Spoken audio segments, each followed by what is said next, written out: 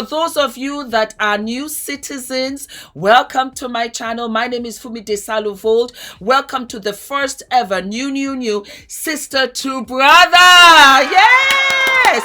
For the very first time, we have a male guest. We want his male perspective. He's a wonderful friend of mine, 16 years long, all the way from California. Guys, put your hands together for Mr. Aubrey Ward. Hello, Aubrey. How are you? What time is it out there? Oh my God, it's 7 o'clock. It's just not turned 7 o'clock. 7 o'clock. The sun is still coming out. Yes. Yeah. I know. And it is 3 a.m. It's 3 p.m. here in London. 3 p.m. here in London. Okay. So we are definitely about 8 hours ahead of you in Europe. It's about like 7 or 8 hour difference. Yeah. Yes, so 8 hours. Count backwards, I think. Yeah. I know. I think you're right. How are you, Aubrey? I'm doing really good, sweetie. How are you? How's Adrian? Adrian is wonderful. Ula is wonderful. How's Christina? Christina is wonderful. Tell her I said hello. I will definitely send that message to her. I miss really you. Good. Do you want to tell the audience, the Fumi Nation and new citizens, how we met and, how our relationship has come to now? You know what? It was first off, let me say hello to the Fumi Nation. And you guys, I appreciate you allowing me to visit your country. It's wonderful. I got my passport for Fumi Nation. It's great. Fumi Nation is international. We're global. We're global. We are global. We have international passports that covers everything. Sweetie, it was in 2006. And I don't know if you remember how Warner Brothers. But we were on Warner Brothers, and I saw this black woman. I said, "Who was that girl over there?" And for some reason, you were thinking the same thing. You ran over and said, "Darling, who are you?" I said, "Aubrey." It was the Fabulosity. And we've been friends ever since that. But for me, we've only met one time in person. We've been friends for over 16 years right now. Yeah. Over 16 years. Yeah. Over 16 years. Yeah. That is California for you. And I think also that is your spirit animal. You can meet somebody and you know that you have met them in a former life. It's instantaneous. You just go from there. You finish each other's sentences. And it's not a hard, some relationships where you have to call unless they're going to get upset. They're going to be upset if you don't call for their birthdays. You are easy as summer breeze. And that is why we've lasted this long, where from being single to being married to being a mother to starting YouTube, you've been here for all of that.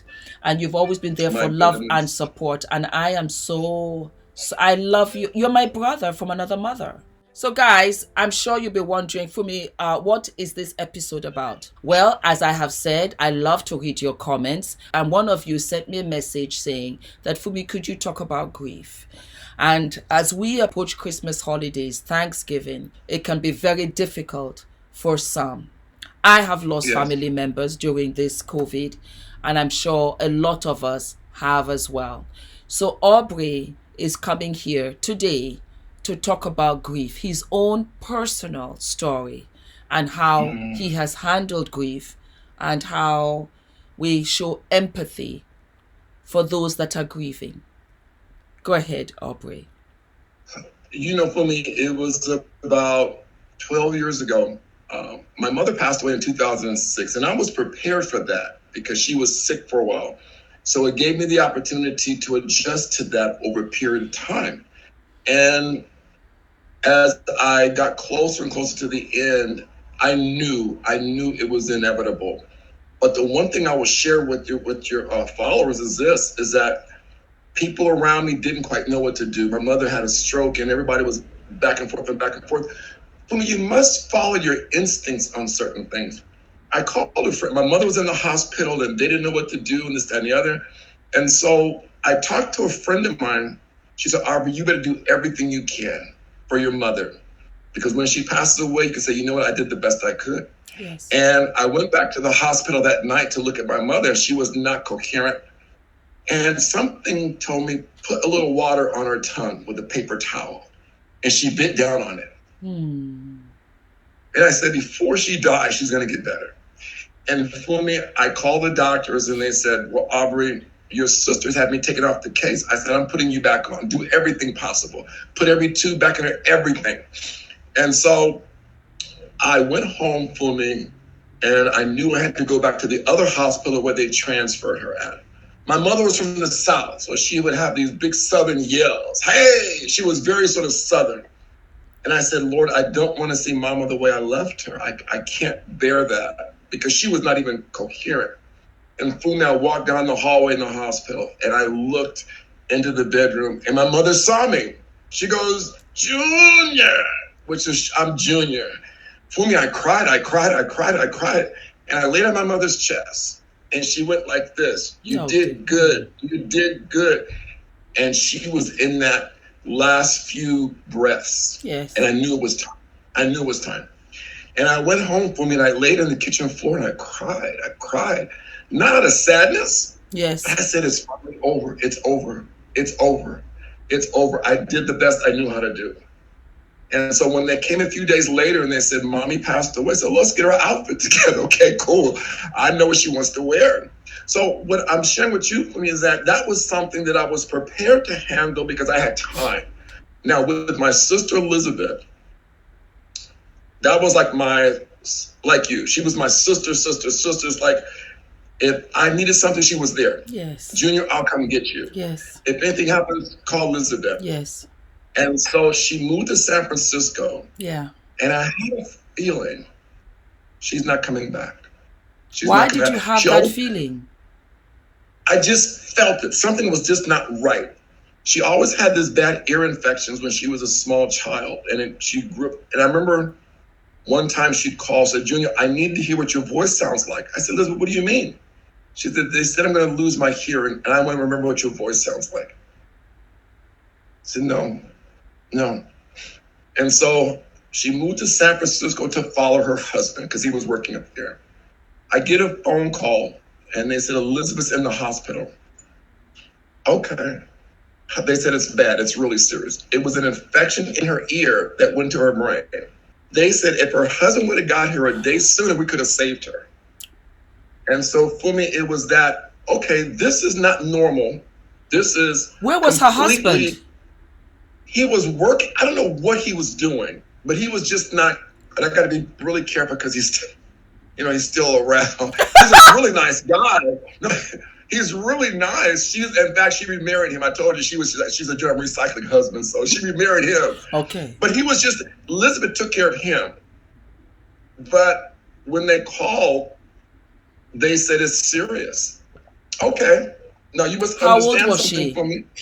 She was 53. Wow, my age. 52, 53. 52, yeah. 53. And yeah, she was because my age. And so for me, when things like that happens, 10,000 things are simultaneously going through your mind, your body. It's like, okay, this is not normal. They said she's not going to make it. Oh, really? Okay, well, when she gets out, we'll talk about this. And I was hearing what they were saying, but it's like it was another person they were talking about. So, okay, when she gets out, we're going to talk about how bad it was. No, she's not going to make it. Oh, man, she's not going to make it. Okay, well, when she gets out, we'll talk about how she didn't make it. I'm thinking, wait, something's... And for me, it was like... A disconnect. It was so shocking. It was just a paradigm shift. And if you're not approaching life in terms of everybody's life is important, your life is important. That's why I'm always saying, Fumi, take some time, go do this, because tomorrow's not promised. No. And I experienced that with my sister, who was like, if anything happened, I could depend on Elizabeth. She was always there. And Fumi, I went home and it felt like razor blades cutting across my spirit. It was so hurtful. Razor blade cutting across my spirit. And I remember I prayed. I said, Lord, I know you so well. With this much pain in me, you must take this away and replace, because I know you must replace this with something. Fumi, I'd be out someplace. I'm thinking, I got to get out of here. My sister's dead. I got to get out of here. And I tried the spiritual thing. I look up into heaven. She's up there. That doesn't work. It doesn't work because there's a disconnect. There is sadness. There's grief. There is a sense of this is not real. And it's so unbelievable. The thing that got, it was just so, because no one told me how to do this for me. That's why today I can tell people right now, if you love people, grab a hold of them. Don't take weeks to say how much I love you. Just say that, because you never know what's going to happen that next day. But I don't want people to go into this thinking all this. One thing I just could not deal with, oh, I'm sorry for your loss. For me, that was the last thing I wanted to hear. Oh, it wasn't what I needed. It's like, do you guys see what I'm going through? Because nobody teaches you about that. And so for me, I want your followers to just bear with me, because I was ready for my mom. I was not ready for my sister. So how do you handle the grief? Oh, how do you handle the shock on a daily basis? Does it get better as time goes by? Here's the funny thing. Today I'm fine. I can talk about it and laugh. But for me, you have to understand something. Death is not an everyday normal thing. Life is normal. We know how to adjust with that. We know if we get angry with somebody, we're happy with somebody. But when they're dead, it's like, okay, wait a minute. There's no handbook on that. So for me, it was a process of elimination for me. And believe it or not, I was in Palm Springs. And I had to go before this entire crowd of people for the Palm Springs Fashion Festival. And I'm sitting up there, just lost my sister, and still had to put that face on. Yes, I know it. I had to do. Yeah. You have responsibilities. Yes. Every day for me, it was an adjustment, because no one prepared me for it. No one taught me how to deal with death. Yes. We know it exists. So I would encourage your followers and yourself to look at death in terms of, it's a process that hits all of us at one time or another. I mean, don't live for it every day, but allow yourself the luxury of believing, okay, I'm going to do it like this. When we lose people, we need to not look at that as the end. And that's what people equate death with. It's the end. No, it's not. And we see there's another realm to that. They're just in another city right now. And that keeps me sane. And I have to agree with you. When you talk about grief, I lost my uncle, my father's younger brother. And he was like my second dad. He was like my second dad. Loved him so very much. I was in California, and we had spoken. Yes, this was in 2019. Right. And he was sick. We knew he was sick. And Ula and I and my sister and my mom, we were all making plans to go and see him in Atlanta. It was the most bizarre thing ever. And we got the call that he had passed away the following day. And I you know, that scream where it was so unbelievable, it was so hurtful, because I wanted him to see Adrian. He knew I had struggled for years with IVF, trying to have a child. And Adrian was such a miracle baby, such an unexpected child. And I said that, I said, Uncle, I'm pregnant. And he said, I will see you. He named Ula Kayode. The name Kayode is a Nigerian name when we got married. So Ula is Ula Kayode Desalu-Vold. And he said, I cannot wait. So we had come to California and we were going to go and see him in Atlanta. It had been a long journey because we had gone to Mexico. We had been in New York. We were just doing so much. And when I look back, not knowing that COVID was going to hit and we were going to be here with no family for 2 years. My mother came out to California. I got to see my sister, my beautiful nieces, my brother-in-law, my brother, my dad. We saw everybody. Yeah. And he passed away. And I went to Atlanta. I took a night flight to see him. Mhm. When I got to my uncle's house, my auntie said, Fumi. And she brought me to his bed. And we just lay there. Do you know, till this very day, till this very, very day, I talk to him. That is how I handle grief. Yeah. I talk to him. I ask him questions. I tell him not to leave me alone. That, you know what, say hi to everybody up there, but you just can't go. And my cousin, his daughter, just gave birth to his son. And I said, and I said, Uncle Diomi, thank you very much. This is fabulous. You know, and in my deepest times where I'm nervous, I'm scared, I don't know what to do, deep sorrow, I talk to him. He was a sensational man. There's a book that I have with everything in there, and all of his achievements and everything, which my auntie, his wife, did a sensational job of. And I wrote there, I will call you every year for your birthday. You don't have to pick up. I'll leave a message. I think what you're giving people is the opportunity to create their own narrative. Yes. And to survive, you need to not let that person's testimony become your testimony. No. It won't work. No. Because the circumstances are completely different. Correct. So for me, for some reason, we just don't talk about Elizabeth that much, because then it solidifies the fact that, she's gone. Oh. I know her and her husband were down here one time from San Francisco, so they had to drive back. So he goes, Elizabeth, I want you to drive back. She goes, why are you mad at me? She just had a really good sense of humor. And so we all got that. So for me, just in short terms of how I'm still making it today, I think we talk about it in terms of a situation. Yes. Not a tragedy. Yes. But a situation. And when you approach it like that, you find tools to cope with it. Yes. People need to be able to adjust their own hearts and minds to what is going to make you be better.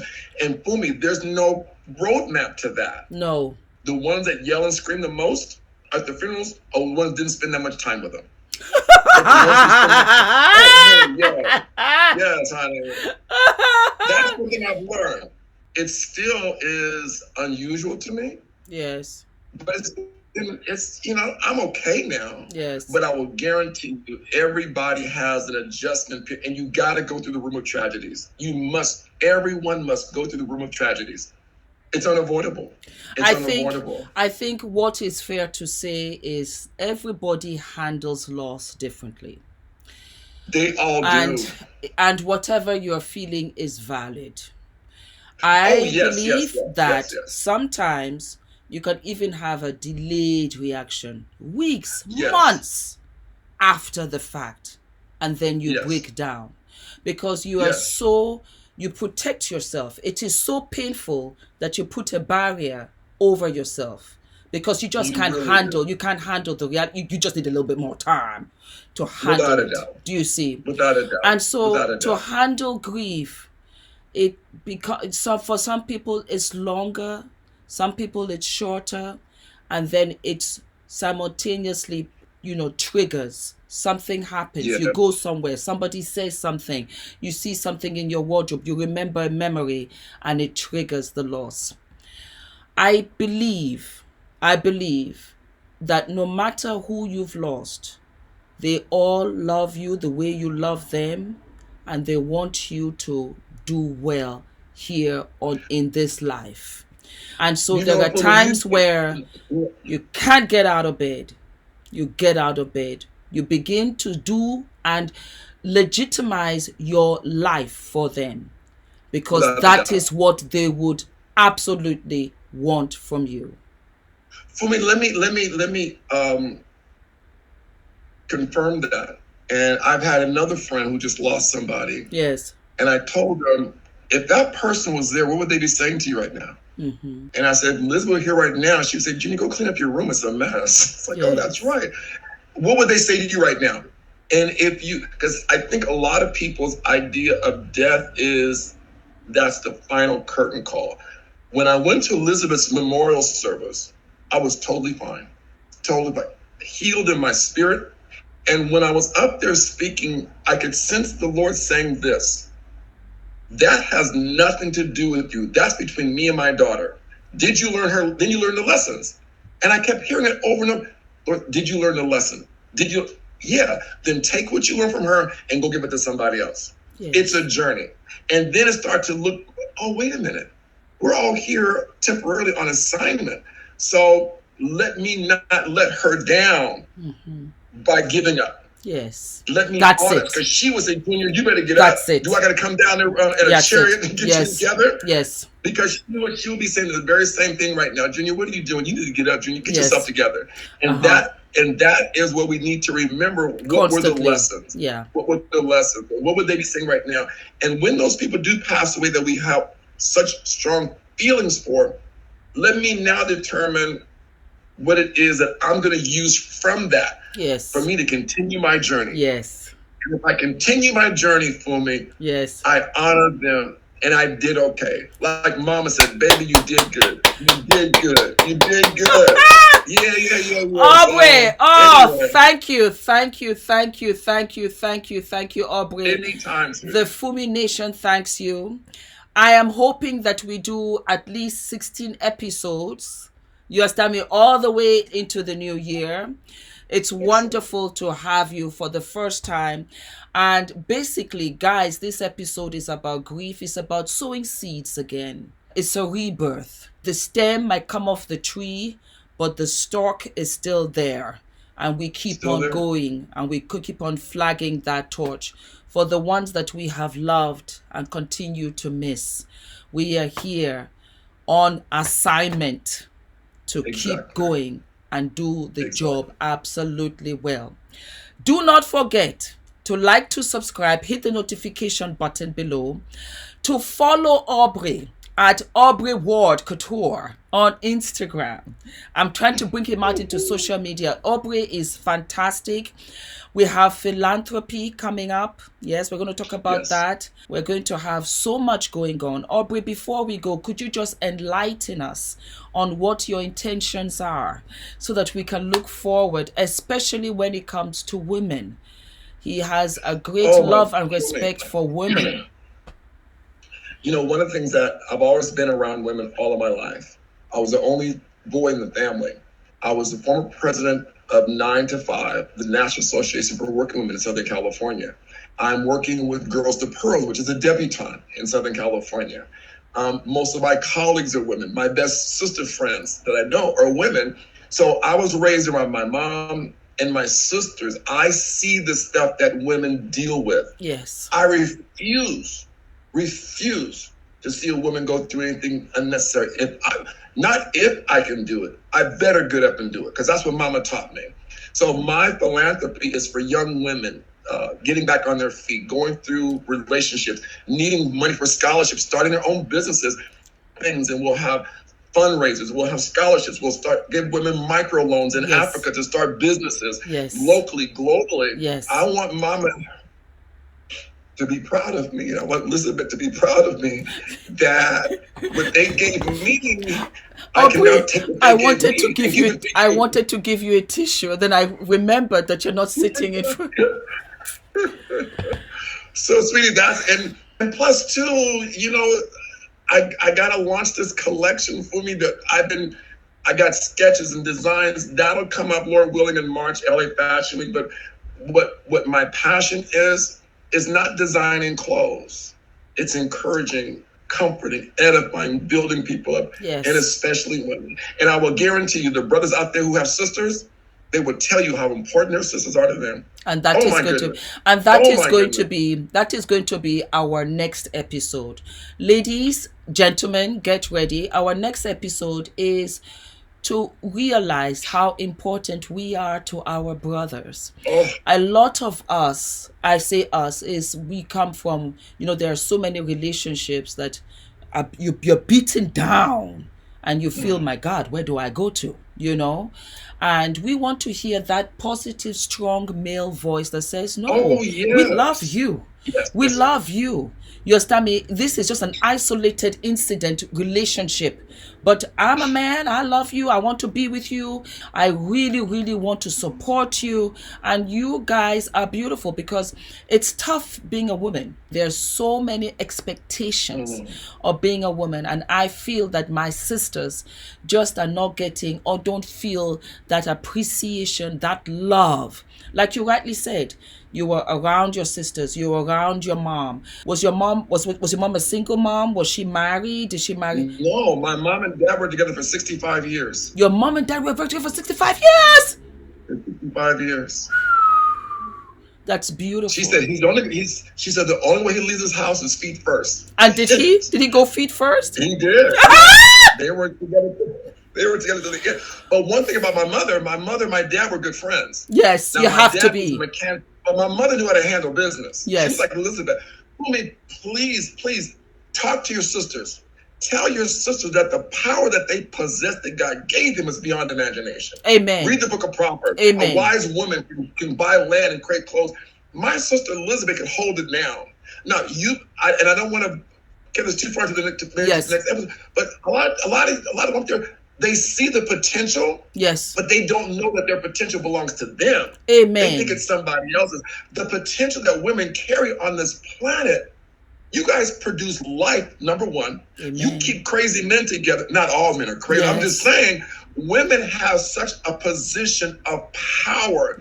I want your women to tap into that power to transform communities, nations, countries, corporations, creating new inventions.